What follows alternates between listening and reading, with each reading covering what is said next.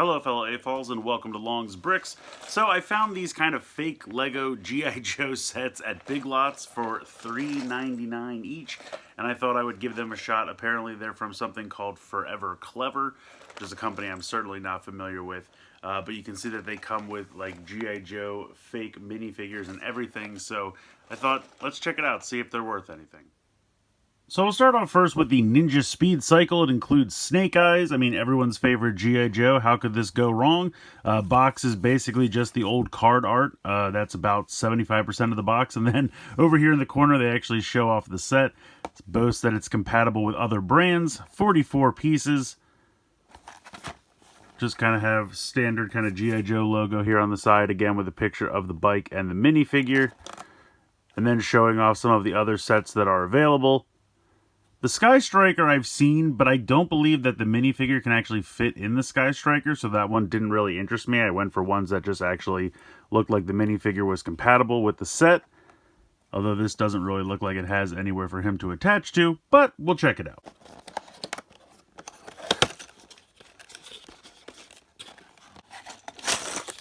So here's everything we get. All of the pieces are in one solitary bag. You have a sticker sheet, which I'm assuming this is just a large G.I. Joe sticker just for you to do with as you please. And then there are these couple smaller stickers here. And then here is the instruction sheet. I don't know why it's pictured as blue in most of it and then suddenly black in the last step, but I guess we'll figure it out. Let's build it. So first thing I noticed right off the bat, Snake Eyes is in about as many possible pieces as he could be. The legs aren't even connected to like the waist connector joint, which is kind of strange. I guess we'll just go ahead and pop these in. So I've gone ahead and popped in one of them. The plastic, I will say, feels very cheap.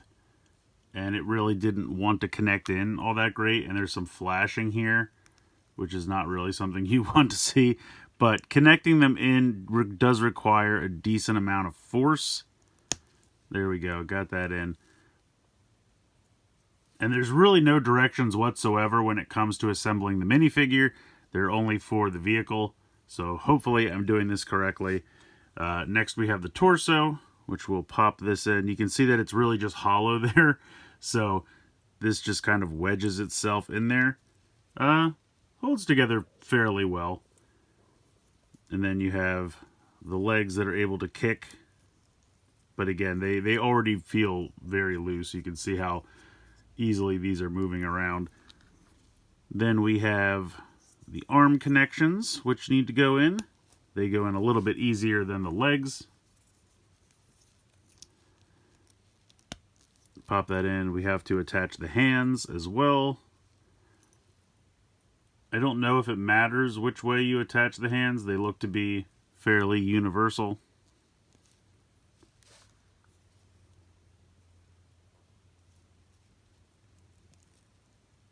Connect that in, and then the head. Now I will say the head feels very loose in terms of the connection. But I guess that is our fully assembled Snake Eyes minifigure. So right away, the quality downshift from a Lego minifigure is very apparent. I will say that the printing is fairly decent on the face and the chest, but you can also see just kind of like all the flashing bits from where this was in the mold, especially there on the top as well. Just, you know, feels like cheaper plastic. You can almost see that there was a connection point here on the front of the face as well, so that kind of messes up the paint there. It only has the paint on the chest, it's nowhere else. So, I mean, it has all the same articulation points as a Lego minifigure, but definitely feels very cheap. So first things first, getting the wheels into the bike was very challenging because with a normal Lego set, there's kind of like a little indentation here and you just pop it up and it clicks into place. This one has completely sealed plastic rings, so it was easy enough to kind of bend the front ones because they're thinner and more pliable. But back here you have these exhaust pipes and there is a little notch to feed it through, but then it's still a completely closed loop. So I had to kind of pull this apart and I was able to get this one in, but it just completely snapped off the peg on the other wheel. So as you can see, this just kind of like tilts down now. because it completely snapped the peg off on that one. Luckily, this one made it in, but then to push it up and in, it just snapped that other one completely off. The pieces just generally feel cheap. The connections are not so great. They don't really use the best building techniques in terms of having pieces overlap to kind of keep it solid. And now I've come to a step where it wants me to put this 2x4 plate over the handlebars, and it just doesn't really want to do that because the handlebars are too tall. So I don't really know what I'm supposed to do at this step because that just doesn't really work. Okay, so I have to admit I did realize I had it assembled wrong. This piece was actually supposed to be shifted up one stud, but I thought it was supposed to connect the way it did because that way each of these pieces was actually connected onto the bike, but instead they connect just the first 2x1, and then this one just kind of floats out here and it's really only held on by this. Now doing that does make this sit a little better, but not perfectly. Honestly, it's still kind of an issue. Also, the way they have this connection, it is a side piece, one that looks like this, and then it has this 1x4 plate connected onto it, but it doesn't quite sit right. So like that doesn't quite sit in there. This doesn't quite sit right there. These fall off if you look at them. You have this cheesy windscreen piece that falls off very easily. And as you saw, these little exhaust pipes up here also fall off very easily. But I guess this is it. I guess this is the build, the Ninja Speed Cycle. And again, he has really no way to connect onto it. And it's just ridiculously large in comparison to the minifigure. I don't really understand why this is so big. At least I would like I feel like they could have put something here so that maybe if you could plug his feet onto there, I feel like that could have worked. Like just put two or at least one stud there, and then he could have connected his feet onto there and then kind of rode it like that. But either way, it's still ridiculously large. It doesn't hold together very well. The connections are not very strong. I mean, this thing, it's surprising. Well, there you go. It's kind of like, because of the way these don't all kind of line up, like they just don't really have the dimensions well enough figured out, and stuff kind of just falls off. And like I said, the building techniques are kind of sloppy as well. Plus, it's weird to just have this bike jetting out and feel very separated from the rest of this. The other thing I want to mention is, with Snake Eyes being a ninja, he should have a sword or a weapon of some kind, but he comes with no accessories whatsoever. And this bike is kind of a train wreck. I'll give him this. The rubber tires are decent, but it just doesn't hold together very well, and doesn't really fit the minifigure, so can't say I really recommend this one too much.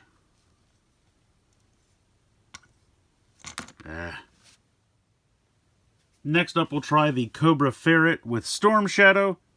This one might be a little bit more successful, but again, it doesn't really look like there's an actual place for him to connect onto the vehicle, but we'll give it a shot.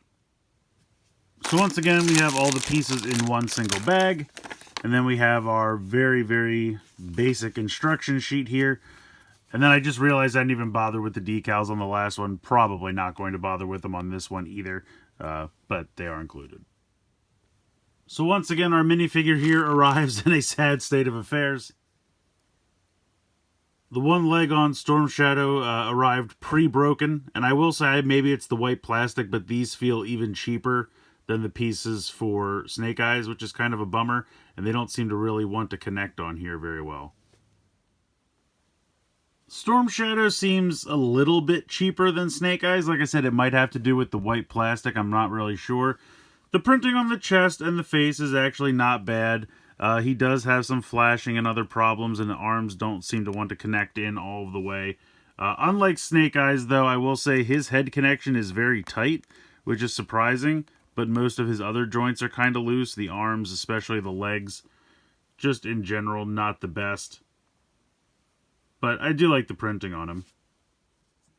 So this one's going together a little bit easier than the other one, but you can see right off the bat how much everything is curving, and I don't really understand what's causing that other than, you know, the plastic pieces are just cheaper. Like this base plate here on the bottom is just naturally curved.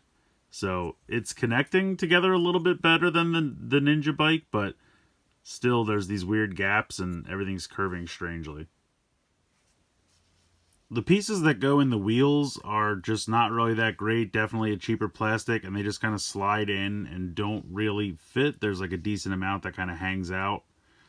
I mean, I don't think the wheel's going to have trouble staying on there, but it's just kind of a weird way to connect this into the wheel.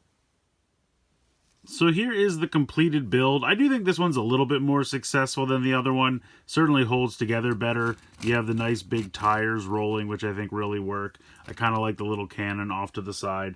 Now, if we bring in Storm Shadow, again, there's not really a way to connect him. But what I think is funny is they put these pieces here, I guess for like the seat. But if I remove these, and of course the gun falls off, then there would be somewhere for him to sit and actually connect onto this. So that's an option. If I try to put this, let me try to move the, I guess, control yokes there and put this over here on the side. Now, again, it kind of runs into a problem here in terms of the arms kind of get in the way, but I could kind of lift them up. If I lift this up, or if I had something, actually, I think I have a piece left over from the other set. I could do something where I kind of pop this out a little further. The colors don't match, but that would give him a little bit more room, something like that. And then maybe I could just put these pieces here on the back.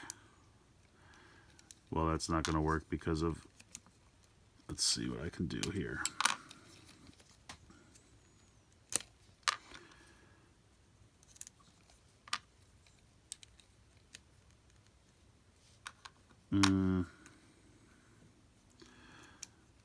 Could I put it down? I don't really need those connections. No, it's not really going to work. But I don't know. Like I said, you could kind of do something like that. Or I guess I could just maybe take this off, put this one here in the front. And then just use this here. You get the idea. But I feel like this one's a little bit more successful. You can actually connect Storm Shadow on. If you move those two seat pieces, then you'd actually have somewhere to connect. And then you have the gun on the side. Now, again, you can put the decals. I believe the decals are supposed to go on these flat tile pieces. But yeah, I mean, this one's a little bit more successful. Like I said, with the exception of this gun, it holds together a little bit better. And the wheels, I think, actually roll pretty well. Yeah. Last up is the Cobra Fang. Now, it's funny, the box art shows a Cobra Trooper because that's what the original toy came with, but they actually show Cobra Commander down here. So I'm assuming it's actually going to be Cobra Commander and not a Cobra Trooper, but let's find out. Once again, we have everything in one bag, our sticker sheet, and our wonderful instructions. So the good news is it is Cobra Commander. The bad news is that helmet is really weird. It just kind of looks more like an old-timey football helmet or something. It's just not quite correct, but I guess it'll work in a pinch. The printing on the chest is kind of nice. This is the first character to have different colored hands, to the point that when I first opened the package, I thought they missed giving me the hands because I was expecting them to be blue. But he actually has different colored hands, and they work okay. No printing here on the back whatsoever. It's that same kind of cheapish plastic quality. I will say, though, on this arm, you can kind of see, I don't know if it's flashing or whatnot, but that seam, like, it's a little weird. And they did give us an extra arm in the set. Unfortunately, it is the other arm, so that is of no help. But, yeah, again, no accessories, and the helmet's just a little weird. So I just ran through this one really quick. It's a pretty simple build. Unfortunately, it just doesn't hold together all that well. You can see here that like the pieces just are a little warped, and so they don't really want to stay pegged into each other. And if you try to move one side, the other side moves. But it's a decent little helicopter build. I feel like you could probably just make a mock yourself of something similar to this, and just it would hold together better because it would be made out of actual Lego bricks. I do like these little pieces here on the side, the little missile pieces, because well, if you can actually unclip it, they can actually be held by the characters as well, so that way you could actually use them as accessories. But because of the bend of the minifigure arm there, you really can't like have them hold it straight on unless you kind of just gingerly hold it to put on the shoulder like that. But at least it is something that you can utilize as an accessory, since the figures did not come with any. And then you just clip this back in. He can actually fit in here, which is nice. Just kind of have to move the control sticks a little bit. And that, and this doesn't like to stay on either. Okay. As you can see, it doesn't hold together that well. Now, the issue is there are 4 studs there for him to sit, but because of the control sticks, you kind of have to move them, as literally this entire thing falls apart. All right, let me put this back on here, and then this goes here, and this goes here. There we go.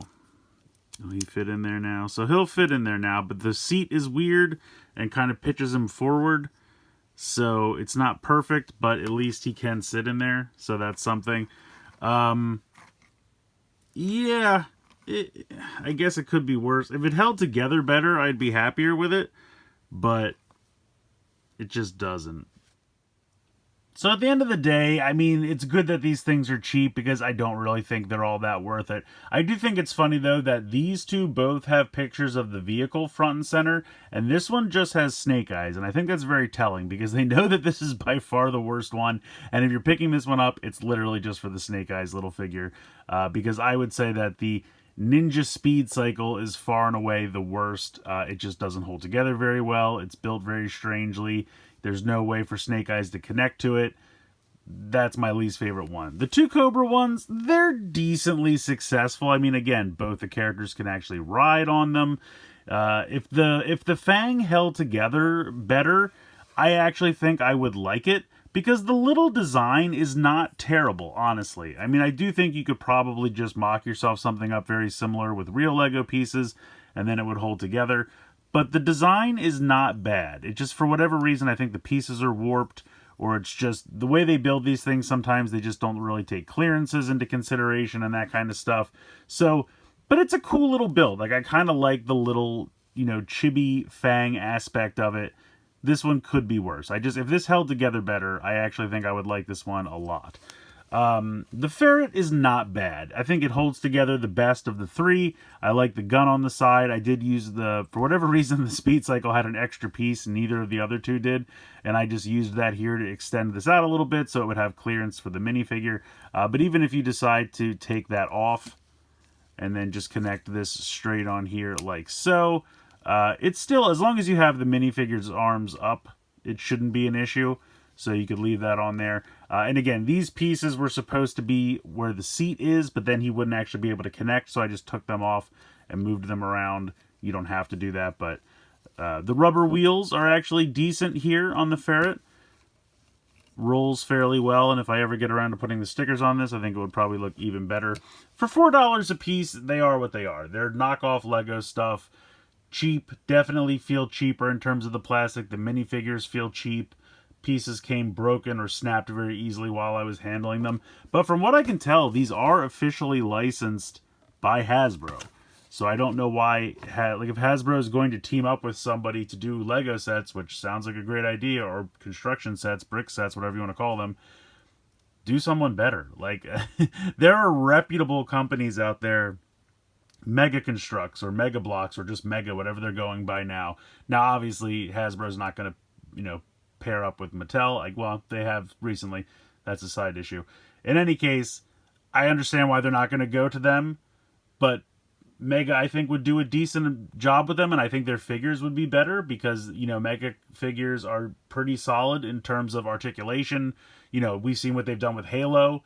Would not be a huge jump to G.I. Joe, I don't think. I mean, I guess Hasbro tried to do Creo back in the day. They weren't really that great. But even something like this, and let me bring these in here real quick. These Snap and Switch that are doing the Ninja Turtles right now, these hold together fairly decently. Like, the bricks don't feel cheap. They snap together. They're pretty well done. The figures have good articulation. They feel good, solid plastic. Doesn't feel cheap at all. You know, when you kind of put these next to each other and just hold one in each hand, you can feel how cheap this feels, and the flashing and everything, you know, hanging off the different bits. This feels like a solid little figure. So, and he comes with an accessory. That's something else. So, I don't know. I just don't know why Hasbro gave the license to this company. I probably would not have. They're $3.99 a piece, so at least they're not overpriced. At this point, I would say, unless you really want the minifigures, blow these off. But if you really want the minifigures and you're going to make your own G.I. Joe vehicle mocks or something like that, then maybe grab these if they're cheap enough for you. But I feel like at this point you could probably go to one of those like minifigure stands at a con and get G.I. Joe figures on something that feels a little bit better quality. Yeah, unfortunately, even though these are only $3.99 a piece, not terribly worth it in my opinion. But I want to hear from you. Let me know what you guys think in the comments below. Please like, share, and subscribe. Hope you guys enjoyed this video, and as always, thank you so much for watching.